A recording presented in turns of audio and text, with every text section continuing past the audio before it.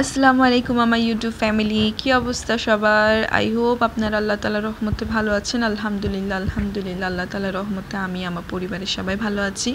তো last time আমি ইউটিউবে শবে বরাতের কিছু ক্লিপস শেয়ার করেছিলাম আপনাদের সাথে, আর বাকি অংশটুকু এইবার শেয়ার করে দিব চিন্তা করেছিলাম। তো আজকে আমি আপনাদের সাথে শেয়ার করে নিচ্ছি।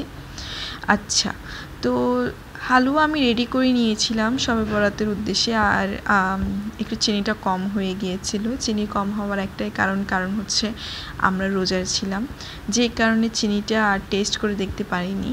তবে অল ওভার হালুয়ার রেসিপিটা আসলে ভালো হয়েছে, অতটাও খারাপ হয়নি।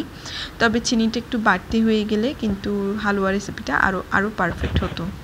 আচ্ছা, এখানে আমি চীনাবাদামগুলো কিছুক্ষণ আগুনে ফ্রাই প্যানে ভেজে এরপর ক্রাশ করে এরপর হালুয়ার মধ্যে সুন্দর করে ছড়িয়ে ছিটিয়ে দিয়েছি।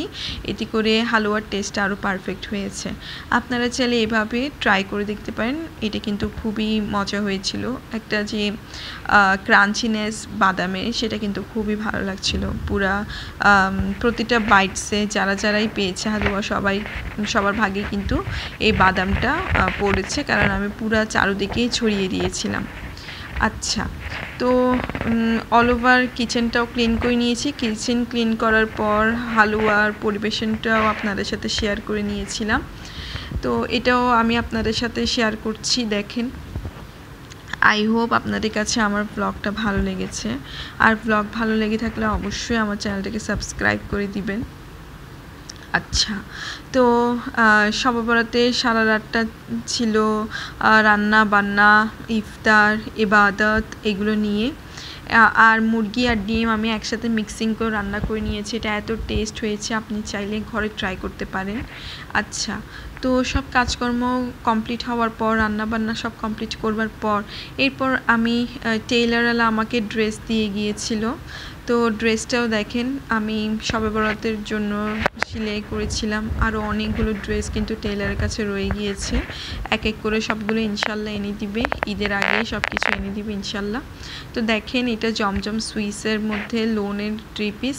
আমার খুব ভালো লাগে জমজম সুইসের মধ্যে ড্রেস পরা। আমি সব ধরনের ড্রেস পরি জয়পুরি প্যাটেল, জমজম সুইস, এরপর হচ্ছে যে কি বলে কারিজমা, এক একটা ড্রেসের নাম এক এক রকম। সব ড্রেস, বাটিক, চুন্ডি, এগুলো সব কিছু আল্লাহর রহমতে পরা হয়েছে।